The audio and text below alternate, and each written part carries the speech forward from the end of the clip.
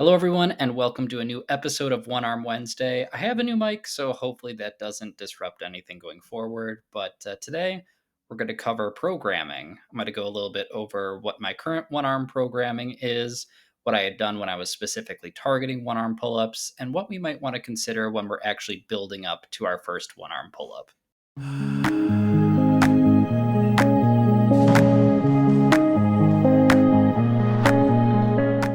Across all my one arm pull up training, I really do like to do two different types of exercises. One are your traditional sets and reps with about 2 to 3 minutes rest in between, and the other is every minute on the minute type of training. The sets and reps is more of building up strength, similar to how a traditional bodybuilder or powerlifter would work. But the EMOM is more about going in and getting the technique dialed in and helping to bridge between only being able to do a few reps to being able to do multiple reps. So let me show you how I incorporated that into my programming over the years. For my current programming, I will do a day where I'm doing sets and reps, and that's 2 sets of 4 reps. And then a second day where I'm only doing a 7 minute, every minute on the minute of two or one arm pull up. And that's because I'm prioritizing weighted pull ups currently. So I want to be able to maintain my one arm pull up, but I also don't want to detract from the other goals that I'm working towards.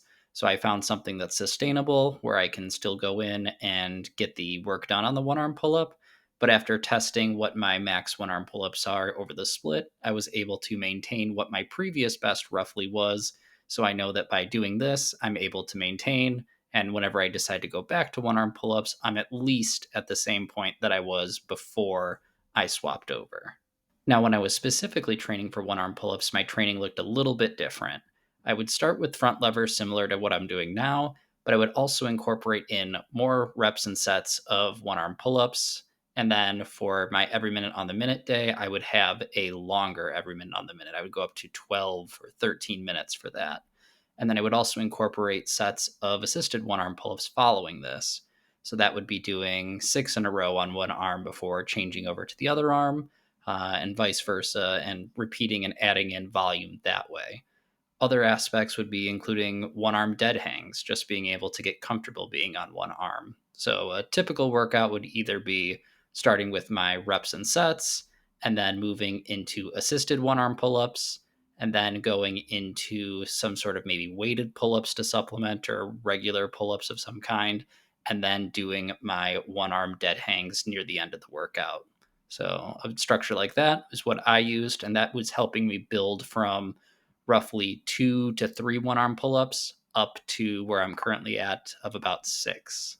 Working back even further, when I was able to get my first one arm pull up, but wanted to figure out how the heck I was going to do more than one in a row, that's when I first started introducing every minute on the minute work to my programming.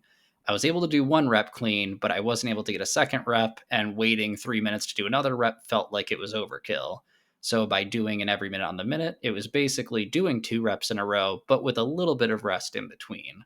So by doing this and conditioning the muscles, I was able to eventually then transition into the other phase where I was able to build up and incorporate sets and reps and every minute on the minute work. So, based on what I just shared, how can you use that as someone that might be trying to get a one arm pull up for the first time? Well, you have your assisted one arm pull ups or a progression of your choice that you're working towards, and you should be doing those in your traditional reps and sets to build strength.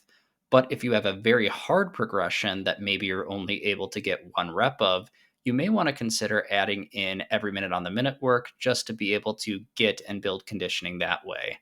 That was one of the factors that helped me burst through a plateau. So if you find that the reps and sets work is helpful, but you're not able to progress more, maybe you're stuck at a certain variation and can't go further, that might be a technique you want to figure out how to incorporate into your workout. So, my overall recommendation would be this: I would recommend 2 days a week roughly to do this training. Some people might be able to get away with 3 days, but personally, the wear and tear for the one arm pull up was a lot for me. So, having 2 days where I was able to rest and recoup was honestly the best. If you're first starting out, you might even want to consider doing one arm pull up as just one day and then having a 2 arm pulling day the other day until you're able to build up enough strength in both your muscles, but as well as your joints and ligaments before advancing further. And then within those days, you'll want to start with your hardest progressions first And that could be either your hardest assisted one arm pull up progression and doing reps and sets, or adding in an every minute on the minute of a progression that's very hard that you're able to get one rep of and need a little bit of recovery time to go to the next one. From there, you'll then pick an easier one arm pull up progression to work towards, or adding in some weighted pull ups, anything to build strength after the fact, after that specific hard skill work. And then adding in your one arm dead hangs or anything where you're building up that kind of stability at the bottom of the motion. You could be doing shrugs while doing your one arm dead hang too, if you want to get that scapular strength. And then finishing off with your traditional kind of bodybuilder type work or just overall wellness of the body. So that could be TRX rows, body weight pull ups, even bicep curls.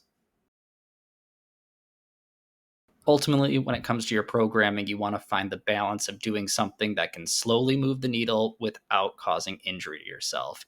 You have to push yourself, but you can't push too far that you have to go 40 steps backwards. So you might want to test and see if you can at least be able to slowly progress forward.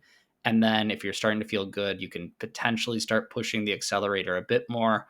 But it's kind of similar how runners have the 10% rule where you should only run 10% longer the next run that you do. You want to think about doing maybe even 5% on your one arm pull up workouts. If you want to fight for an extra rep, you can, but I wouldn't try to fight for another rep the next workout until you feel confident when you're pushing through those movements. And that pretty much covers it for this week. Thank you for watching, everyone. If you have any feedback, please leave it in the comments below. I'll try to get back to you with any tips or advice. Next week, I think I'm going to cover a couple of different progressions and how they compare and contrast. And from there, we'll then build out any other things that you guys want to cover. Subscribe to the channel for more, and make sure to like the video if you enjoyed it. Take care, everyone. Have a great day. Go get that one arm pull up.